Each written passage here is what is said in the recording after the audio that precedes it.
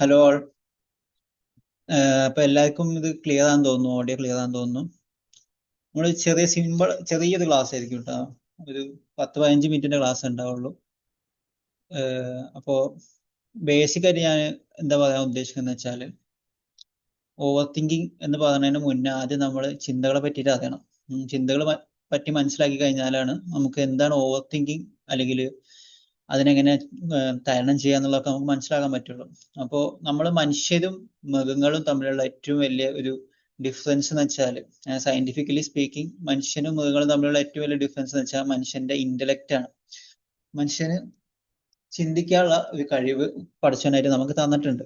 അപ്പൊ ഈ ചിന്തിക്കാനുള്ള കഴിവ് കൊണ്ടാണ് മനുഷ്യൻ ഈ ലോകത്ത് എന്തെങ്കിലും ഒരു കാര്യം നേടിയിട്ടും എന്തെങ്കിലും കാര്യങ്ങൾ അച്ചീവ് ചെയ്തിട്ടുള്ളൂ. അല്ലെ, നമ്മൾ ഈ ലോകത്ത് ഒരു സയന്റിഫിക് പെർസ്പെക്റ്റീവിൽ നോക്കുകയാണെന്നുണ്ടെങ്കിൽ ഈ ഒരുപാട് കാര്യങ്ങൾ, ഒരുപാട് ജീവികൾ ഇവിടെ ജീവിക്കുന്നുണ്ട്. പക്ഷെ എല്ലാ ജീവികളും എന്തൊക്കെയാണ് ഈ ലോകത്ത് കൊണ്ടുവന്നിട്ടുള്ളതെന്ന് നമ്മൾ നോക്കുകയാണെന്നുണ്ടെങ്കിൽ, വേൾഡിലേക്ക് കൊണ്ടുവന്നിട്ടുള്ള കാര്യങ്ങൾ വെച്ച് നോക്കുമ്പോൾ ഒരു 99% കാര്യങ്ങളും, അല്ലെങ്കിൽ അതിന് മേലെ ഹ്യൂമൻസ് ആണ് കൊണ്ടുവന്നിട്ടുള്ളത്. ഹ്യൂമൻസ് ആണ് വേൾഡിലേക്ക് കൾച്ചർ, പിന്നെ ടെക്നോളജി, പിന്നെ സ്ട്രക്ചേഴ്സ്, ബിൽഡിങ്സ്, ഹിസ്റ്ററി, അങ്ങനെ പല കാര്യങ്ങളും പല അറിവുകളും ഒക്കെ ഈ വേൾഡിലേക്ക് കൊണ്ടുവന്നിട്ടുള്ളത്. അപ്പോൾ ഈ കാര്യങ്ങളൊക്കെ മനുഷ്യൻ ഈ വേൾഡിലേക്ക് കൊണ്ടുവരാനുള്ള കാരണം അവന് ചിന്തിക്കാനുള്ള കഴിവ് ഉണ്ട് എന്നുള്ളത് തന്നെയാണ്. അപ്പോൾ ഇത്രയും പവർഫുൾ ആയിട്ടുള്ള ഒരു ടൂള്, ഒരു ബ്രെയിൻ എന്നുള്ള ടൂള് നമുക്ക് പടച്ചോൻ ഇട്ട് തന്നിട്ടുണ്ട്. പക്ഷെ ഒരേ സമയം ഈ ടൂള് നമുക്ക് ഉപകാരമുള്ള ഒരു സംഭവമാണെന്നുണ്ടെങ്കിലും പല ആൾക്കാർക്കും ഈ മനസ്സ് തന്നെയാണ് അവർക്ക് ശത്രുവായി മാറുന്നത്. വേദത്തിലൊക്കെ പറയുന്നുണ്ട്, നിങ്ങളുടെ ഏറ്റവും വലിയ ശത്രു നിങ്ങളുടെ മനസ്സാണ്, പക്ഷെ അതേസമയം നിങ്ങളുടെ ഏറ്റവും വലിയ മിത്രവും നിങ്ങളുടെ മനസ്സ് തന്നെയാണ്. ആരാണോ ആ ഒരു മനസ്സിനെ കീഴ്പ്പെടുത്തുന്നത്, അല്ലെങ്കിൽ ആ മനസ്സിനെ അവരുടെ ഇതിലേക്ക് അകപ്പെടുത്തുന്നത്, അവരാണ് വേൾഡിൽ സക്സസ്ഫുൾ ആവാന്നുള്ളത്. അപ്പൊ നമ്മൾ മനസ്സിനെ കീഴ്പ്പെടുത്തുക, മനസ്സിനെ ശുദ്ധീകരിക്കുക, അല്ലെങ്കിൽ മനസ്സിനെ നമ്മളെ ആവശ്യത്തിന് കൊണ്ടുപോവുക എന്നുള്ള ഒരു സ്ഥലത്തേക്ക് നമ്മൾ കൊണ്ടുപോയി കഴിഞ്ഞാലാണ് ആക്ച്വലി നമ്മളെ ലൈഫിൽ ഒരു സക്സസ്ഫുൾ ആവുക, അല്ലെങ്കിൽ നമ്മുടെ ലൈഫിൽ ഒരു ട്രാൻസ്ഫോർമേഷൻ ഉണ്ടാവുക എന്നുള്ള സ്റ്റേറ്റിലേക്ക് നമുക്ക് എത്താൻ പറ്റുള്ളൂ. അപ്പൊ എല്ലാം സ്റ്റാർട്ട് ചെയ്യുന്നത്, നമ്മുടെ വേൾഡിലെ എല്ലാ സാധനവും സ്റ്റാർട്ട് ചെയ്യുന്നത് നമ്മളെ മനസ്സിൽ നിന്നാണ്. അപ്പോ ഒരു സ്റ്റഡി നടന്നിട്ടുണ്ടായിരുന്നു. അമേരിക്കയിലുള്ള ഒരു സ്റ്റഡിയാണ്. മെൻസ എന്നുള്ള ഒരു ഗ്രൂപ്പ് ഉണ്ട് അമേരിക്കയിൽ. ഈ ഗ്രൂപ്പില് ആക്ച്വലി അമേരിക്കയിലെ ടോപ്പ് 2% ഐക്യു ഉള്ള, അതായത് ഏറ്റവും കൂടുതൽ ബുദ്ധിയുള്ള, ഐക്യു എന്ന് വെച്ചാൽ നമ്മൾ ബുദ്ധി അളക്കുന്ന ഒരു അല്ലെങ്കിൽ നമ്മളെ ഒരു ചിന്താശക്തിയാണ്, നമ്മളെ ഒരു കഴിവ് അളക്കുന്ന ഒരു ഇതാണ്. അപ്പൊ അതിൽ ഏറ്റവും ടോപ്പിലുള്ള 2% ആൾക്കാരാണ് ഈ മെൻസ ഗ്രൂപ്പിലുള്ളത്. അപ്പൊ ഈ ഗ്രൂപ്പിലുള്ള ഈ ടോപ്പ് 2% ഗ്രൂപ്പിലുള്ള ഒരു 0.5% ആൾക്കാരെ ഇവര് സ്റ്റഡി ചെയ്തു. അപ്പൊ ഇത് സ്റ്റഡി ചെയ്തിട്ട് ഇവരുടെ ഒരു സക്സസ് റേറ്റ്, അല്ലെങ്കിൽ ഇവര് ലൈഫിൽ എന്തൊക്കെ നേടിയിട്ടുണ്ട് എന്നുള്ളതൊക്കെ സ്റ്റഡി ചെയ്തപ്പോൾ കണ്ടുപിടിച്ചിട്ടുള്ളതെന്ന് വെച്ചാൽ, ഈ ടോപ്പ് 2-ലെ ഏറ്റവും ടോപ്പായിട്ട് നിൽക്കുന്ന 0.5% ഉള്ള ആൾക്കാര് അവരുടെ ഒരു ഇയർലി വേജ്, അല്ലെങ്കിൽ അവര് ഇയർലി ഉണ്ടാക്കുന്ന പൈസയുടെ അളവ് എന്ന് പറഞ്ഞാൽ $250,000 ആയിരുന്നു.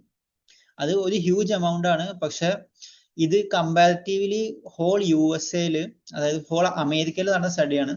ഹോൾ അമേരിക്കയിൽ ടോപ്പ് 0.5% നോക്കുമ്പോൾ അവർക്ക് ഇയർലി ഉണ്ടാക്കാവുന്ന പൈസ എന്ന് പറഞ്ഞാൽ 2 മില്യൺ ആണ്.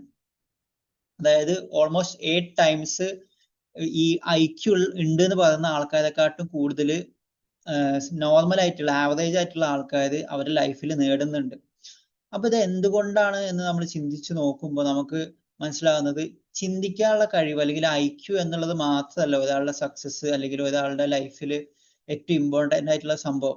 ആ ചിന്ത, അല്ലെങ്കിൽ അതിനെ നമ്മൾ കറക്റ്റ് ആയിട്ട് യൂസ് ചെയ്യാൻ പറ്റുക എന്നുള്ളതാണ് ഏറ്റവും വലിയ ഇമ്പോർട്ടൻ്റ്.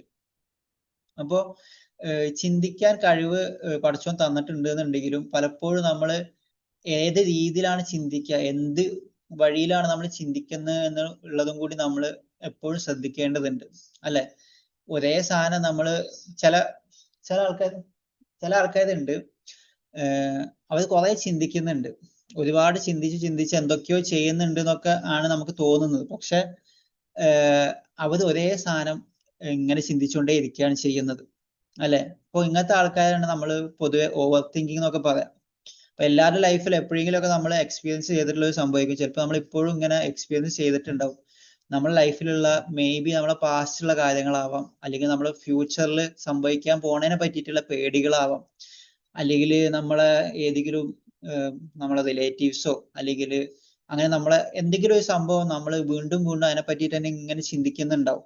അപ്പൊ ഈ ഒരു ചിന്ത, ഈ ഒരു ഓവർ തിങ്കിങ് എന്നുള്ള ഒരു പ്രോപ്പർട്ടി നമ്മളെ മനസ്സിലുണ്ട് എന്നുണ്ടെങ്കിൽ നമുക്ക് ഒരിക്കലും നമ്മൾ ആ ചിന്തയുടെ ഫുൾ ആയിട്ടുള്ള ഒരു പൊട്ടൻഷ്യൽ പുറത്തേക്ക് എടുക്കാൻ പറ്റൂല.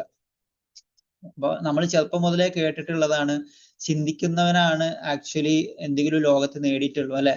നമ്മൾ വലിയ ആൾക്കാരൊക്കെ പറ്റി പഠിക്കുമ്പോൾ സയന്റിസ്റ്റുകളാവട്ടെ അല്ലെങ്കിൽ എന്തെങ്കിലും നേടിയിട്ടുള്ള വലിയ വലിയ ആൾക്കാരാവട്ടെ, അവരൊക്കെ നല്ലോണം ചിന്തിച്ചിട്ട് അവർ ഒരുപാട് കാര്യങ്ങൾ കണ്ടുപിടിച്ചിട്ടുള്ള വ്യക്തികളാണെന്നൊക്കെ നമ്മൾ പറയുന്നുണ്ട്. അപ്പൊ ചിന്തക്ക് ഭയങ്കര ഇമ്പോർട്ടൻസ് നമ്മൾ ചെറുപ്പം മുതലേ കൊടുക്കുന്നുണ്ടെന്നുണ്ടെങ്കിലും കറക്റ്റ് ആയിട്ട് എങ്ങനെ ചിന്തിക്കുക എന്നുള്ളത് ആരും എവിടെയും പഠിപ്പിക്കുന്നില്ല. ഒരു സ്കൂളും എവിടെ നമുക്ക് ചിന്തിക്കാനുള്ള ഒരു സംഭവം നമുക്ക് പഠിപ്പിച്ചു തരുന്നില്ല എന്നുള്ളതാണ്. അപ്പൊ പലപ്പോഴും ഈ ചിന്ത എന്നുള്ള സംഭവത്തിനെ തന്നെ അവരൊരു ടൂളായിട്ട് യൂസ് ചെയ്തിട്ട് ഇതിനെ അവര് ചിന്ത മാത്രമല്ല ഇന്നോവേഷന് കാര്യം, പക്ഷെ ചിന്തയാണ് ഒരു കാര്യം സ്റ്റാർട്ട് ചെയ്യണം, ഇന്നോവേറ്റ് ചെയ്യണം എന്നുണ്ടെങ്കിൽ ഏറ്റവും ബേസ് ആയിട്ട് നമുക്ക് വേണ്ടത് എലമെന്റ്. ഇപ്പോ ഒരു സയന്റിസ്റ്റ് നമുക്ക് എക്സാമ്പിൾ എടുക്കാന്നുണ്ടെങ്കിൽ അദ്ദേഹം എന്തെങ്കിലും ഒരു കാര്യം കണ്ടുപിടിച്ചിട്ടുണ്ട് എന്നുണ്ടെങ്കിൽ ഇപ്പോ ഫോർ എക്സാമ്പിള് നമ്മള് ഏതെങ്കിലും സയന്റിസ്റ്റിന്റെ കാര്യം എടുക്കുക, അവര് എന്തെങ്കിലും ഒരു കാര്യത്തിൽ ചിന്തിച്ചിട്ട് സാധനം കണ്ടുപിടിച്ചിട്ടുണ്ട് എന്നുണ്ടെങ്കിലും അവര് ചിന്തിക്കുന്നതിന്റെ കൂടെ അവര് ആക്ഷൻസും കൂടി എടുക്കുന്നുണ്ടാവും. പലപ്പോഴും അവർ ചിന്തിക്കുന്ന കാര്യം ഒരു ഗോൾ ഓറിയന്റഡ് ആയിട്ടുള്ള ചിന്തയായിരിക്കും. ഞാനൊരു കാര്യം ഷെയർ ചെയ്യാം.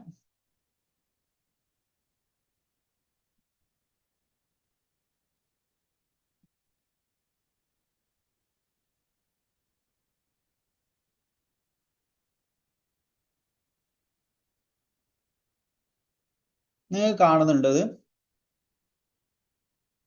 ഓക്കെ. അതായത് ചിന്ത എന്ന് ഞാൻ പറയുമ്പോ ഞാൻ നോർമൽ സെൻസിലുള്ള ചിന്ത അല്ല പറയുന്നത്. അതായത് ഒരു കറക്റ്റ് ആയിട്ടുള്ള ഒരു ഗോൾ ഓറിയന്റഡ് ആയിട്ടുള്ള തോട്ട് നമ്മളെ ഉള്ളിൽ വരികയാണെങ്കിലാണ് നമുക്ക് എവിടെയെങ്കിലും എത്താൻ പറ്റുക. അതാണ് ഞാൻ ഉദ്ദേശിച്ചത്. അതായത് ഫുള്ള് കാണുന്നില്ല കേട്ടോ. ഇല്ലേ? ഇപ്പൊ കാണുന്നുണ്ടോ? കുറച്ചുകൂടെ ആക്കോ? Okay okay. അതായത് വിൻഡോയിൽ പാകാവുന്നില്ല. കറക്റ്റ് അല്ലേ? കാണുന്നുണ്ടോ? എനിക്ക് അവസാനത്തെ കോളം ഫുൾ വായിക്കാൻ പറ്റുന്നില്ല. ഐ മീൻ അത് കുഴപ്പമില്ല, 4 കോളം. ഞാൻ കാണിക്കാം. ഓക്കെ. അല്ലെങ്കിൽ ഒരു മിനിറ്റ്.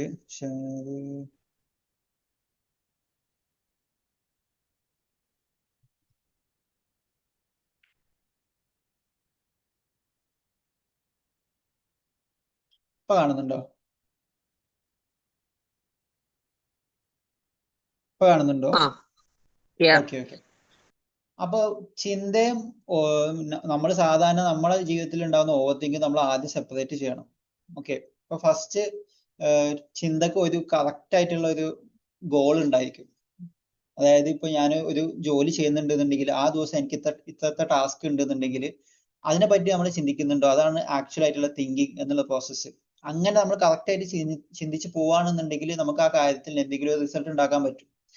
പക്ഷെ ഇത് അതല്ല, നമ്മൾ വെറുതെ ഓവർ തിങ്കിങ് ചെയ്യാന്ന് പറഞ്ഞാൽ അതിന്റെ അർത്ഥം എന്ന് വെച്ചാൽ നമുക്ക് ഒന്നുകിൽ ആ കാര്യത്തിനെ പറ്റിയിട്ട് കറക്റ്റ് ആയിട്ടുള്ള ക്ലാരിറ്റിയിൽ ചിന്തിക്കാൻ പറ്റൂല, അല്ലെങ്കിൽ ഇത് നമുക്ക് ചെയ്യാൻ പറ്റുമോ, അല്ലെങ്കിൽ ഇത് ഞാൻ ചെയ്താൽ എന്താ ഉണ്ടാവുക, അല്ലെങ്കിൽ ഇത് ഞാൻ കറക്റ്റ് ആയിട്ട് ചെയ്തില്ലെങ്കിൽ എന്റെ ആരെങ്കിലും എന്തെങ്കിലും എന്നോട് പറയോ, അത് ആ രീതിയിലുള്ള ഒരു ആങ്സൈറ്റി, ഒരു ഇമോഷണൽ ആയിട്ട് ആങ്സൈറ്റി ആയിട്ടുള്ള എന്തെങ്കിലും വരുന്ന രീതിയിലുള്ള ഒരു ഓവർ തിങ്കിങ് ആയിരിക്കും നമുക്ക് ഉണ്ടാവുക.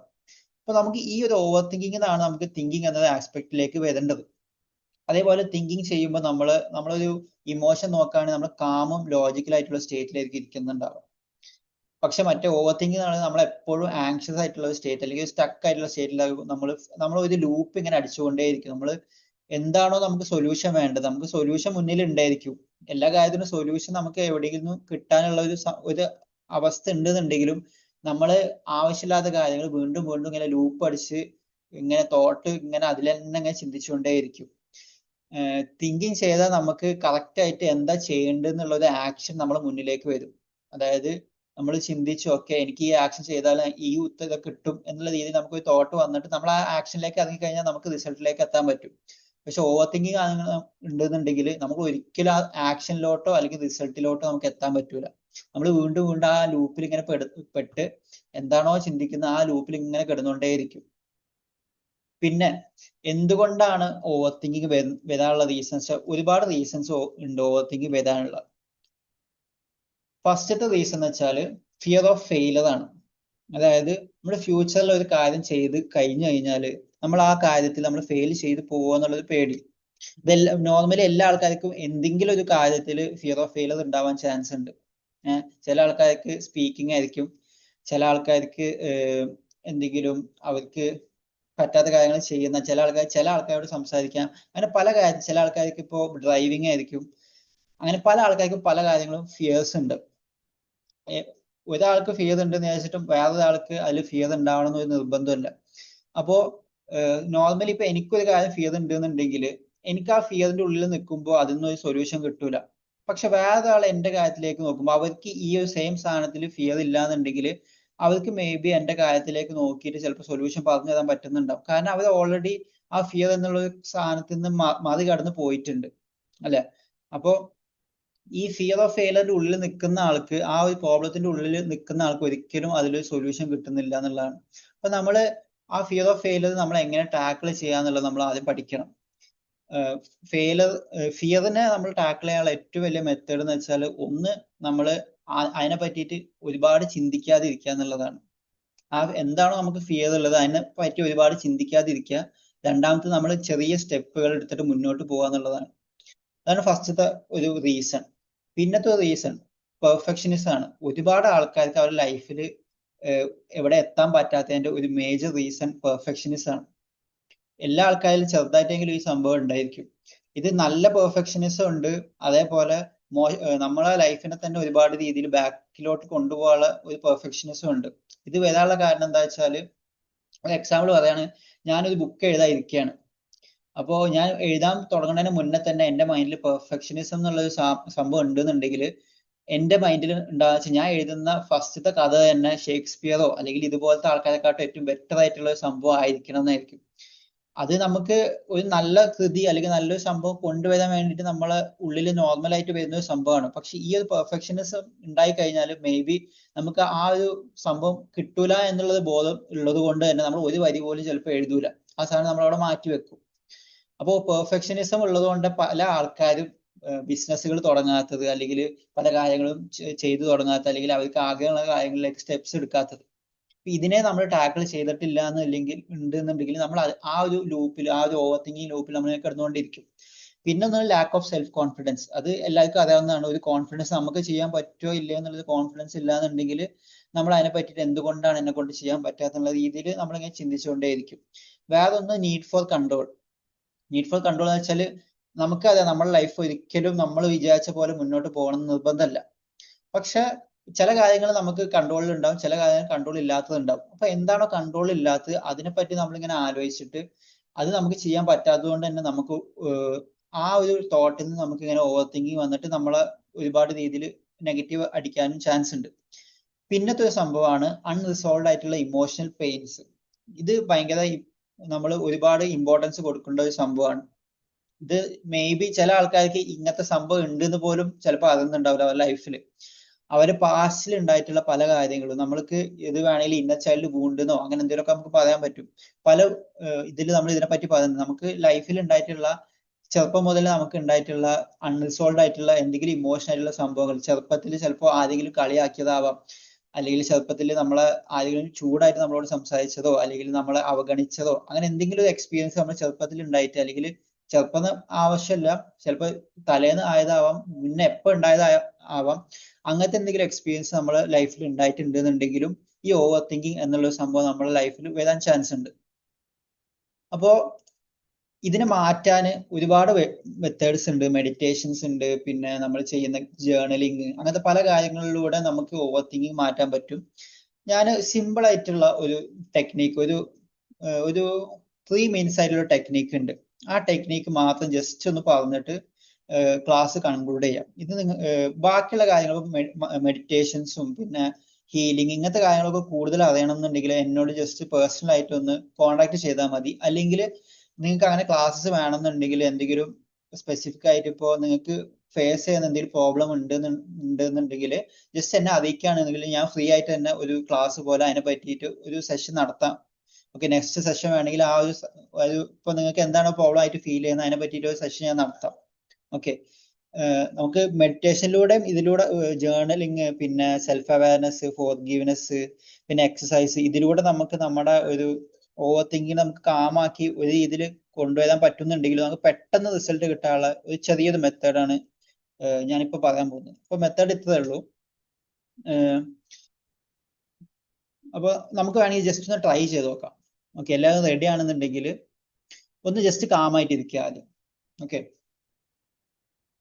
ജസ്റ്റ് ഒന്ന് എവിടെയാണോ ഇരിക്കുന്നത് അവിടെ കാമായിട്ട് ഇരിക്കുക. കംപ്ലീറ്റ്ലി കാമായിട്ട് ഇരുന്നിട്ട് കണ്ണടക്കൊന്നും വേണ്ട കേട്ടോ. നമ്മൾ ജസ്റ്റ് നമ്മളെ ചുറ്റിനുള്ള എന്തെങ്കിലും ഒരു 5 ഒബ്ജക്ട്സിനെ നമ്മളൊന്ന് നോട്ടീസ് ചെയ്യാം. നമുക്ക് വിഷ്വലി നമ്മളെ കണ്ണുകൊണ്ട് കാണാൻ പറ്റുന്ന എന്തെങ്കിലും ഒരു 5 ഒബ്ജക്ട്സ് ആണ്. നമ്മുടെ മുന്നിലുള്ള ബുക്ക് ആവാം, നമ്മുടെ മുന്നിലുള്ള ഫോൺ ആവാം, അങ്ങനെ എന്തെങ്കിലും ഒരു 5 സാധനം നമ്മുടെ മൈൻഡിലേക്ക് നമ്മളൊന്ന് നോട്ട് ചെയ്യാം.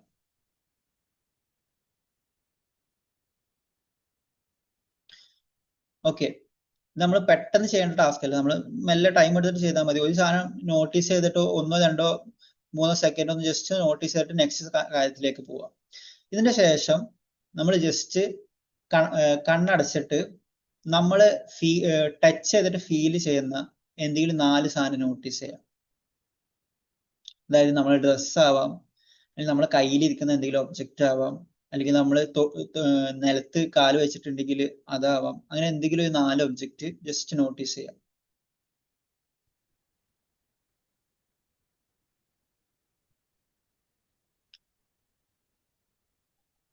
പിന്നീട് 3 സാധനം നമ്മൾ കേൾക്കുന്ന എന്തെങ്കിലും ശബ്ദങ്ങളെ നോട്ടീസ് ചെയ്യാം.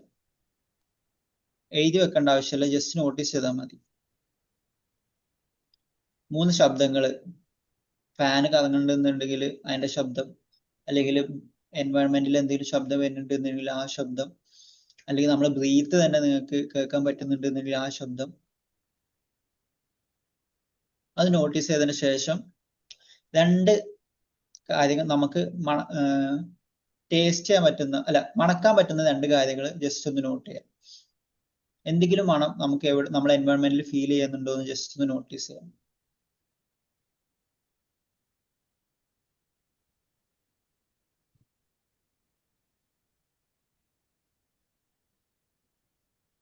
ഇത് നോട്ടീസ് ചെയ്ത് കഴിഞ്ഞു കഴിഞ്ഞാൽ നമ്മൾ എന്തെങ്കിലും ഒരു സംഭവം നമ്മളെ വായിലുള്ള ഒരു ടേസ്റ്റ് എന്ത് തന്നെ ആവട്ടെ അതൊന്ന് നോട്ടീസ് ചെയ്യാം. നമ്മൾ നേരത്തെ കഴിച്ച ഫുഡിന്റെ എന്തെങ്കിലും ടേസ്റ്റ് ബാക്കി ഉണ്ടെന്നുണ്ടെങ്കിൽ അത്, അല്ലെങ്കിൽ ഒന്നും ഇല്ലാന്നുണ്ടെങ്കിൽ ആ ഒരു ഡ്രൈ ഫീലിംഗ് ആണെങ്കിൽ അത് ജസ്റ്റ് ഒന്ന് നോട്ടീസ് ചെയ്യാം.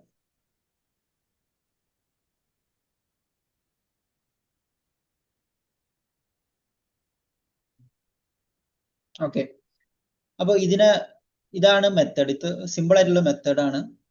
അപ്പൊ നമ്മൾ ചില സമയത്ത് നമുക്ക് ഓവർ തിങ്കിങ്ങിന്റെ ലൂപ്പിൽ പെട്ട് കഴിഞ്ഞാൽ നമുക്ക് തന്നെ ഒരു കൺട്രോൾ ഇല്ലാതെ നമ്മളിങ്ങനെ പോകും.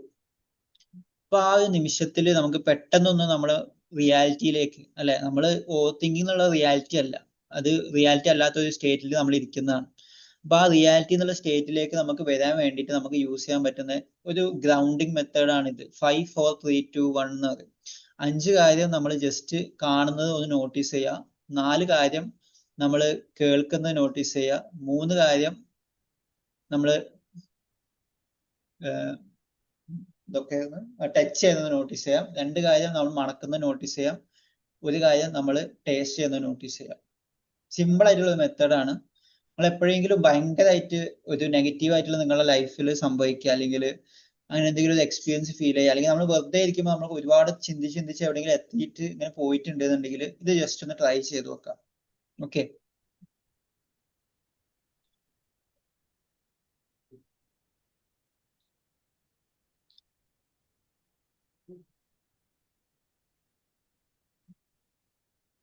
സോ ക്ലാസ് എന്താന്ന് വെച്ചാല് ഒന്ന് കുറച്ച് ലേറ്റ് ആയിട്ടാണ് ആൾക്കാരൊക്കെ കയറിയത്. അപ്പൊ നമുക്ക് കറക്റ്റ് ടൈമിൽ കാര്യം തുടങ്ങാൻ പറ്റാത്തതുകൊണ്ട് കുറച്ച് പെട്ടെന്ന് തീർക്കേണ്ടി വന്നു.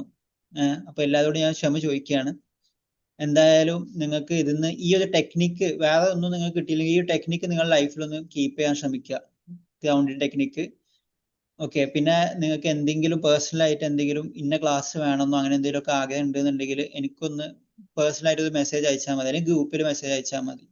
ഓക്കെ, അപ്പൊ എല്ലാവരും വീണ്ടും കാണുമെന്ന് പ്രതീക്ഷിക്കുന്നു. Okay, thank you so much.